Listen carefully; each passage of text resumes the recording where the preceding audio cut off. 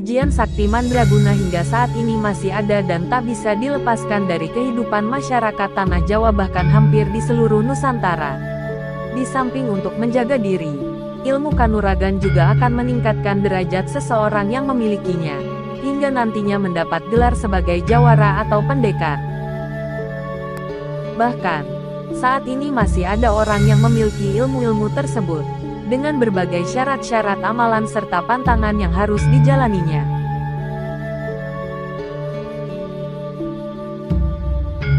Lantas apa sajakah ajian-ajian sakti dari tanah Jawa tersebut?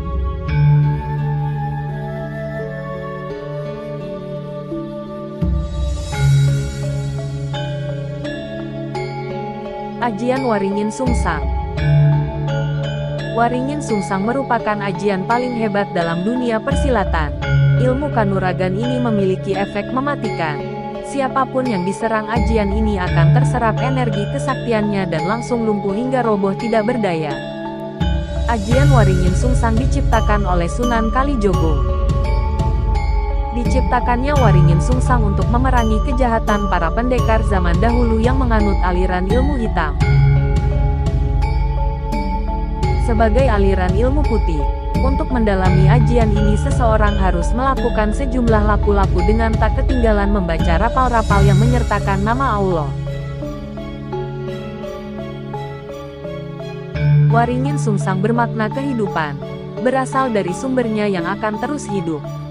Karena begitu tingginya falsafah yang terkandung dalam ajian Waringin Sungsang ini, maka hanya kepada para pendekar yang sudah menyelesaikan urusan diri sendirilah ilmu ajian ini boleh diwariskan.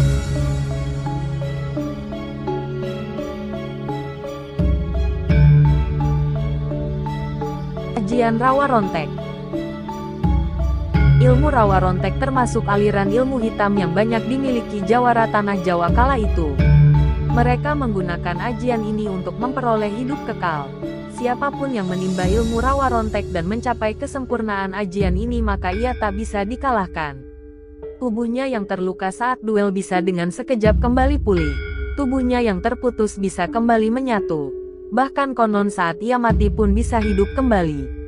Ajian Rawa Rontek membuat penggunanya hidup abadi.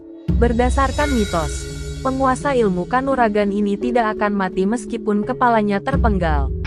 Nantinya kepala itu akan menyatu kembali. Kekuatan itu dapat diwariskan kepada orang lain.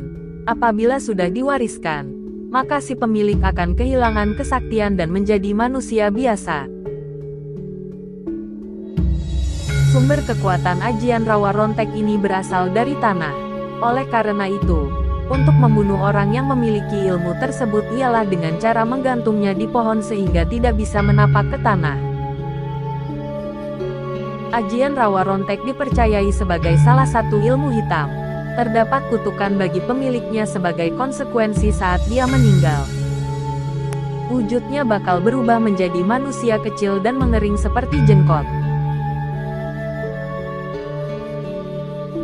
Ajian Lembu Sekilan. Seorang yang memiliki ilmu lembu sekilan akan menjadi sakti mandraguna karena memiliki tameng kebal saat bertarung dengan musuh. Tubuh pendekar lembu sekilan tak akan tersentuh lawan.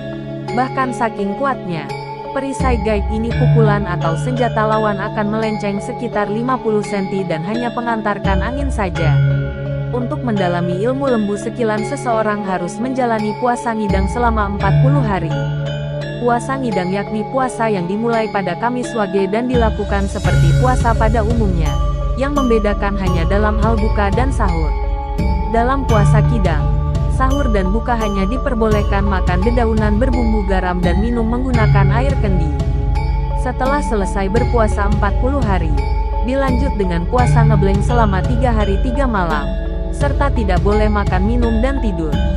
Contoh pemilik ajian ini adalah Jaka Tingkir, pemberontak di Kesultanan Demak sekaligus pendiri Kerajaan Pajang.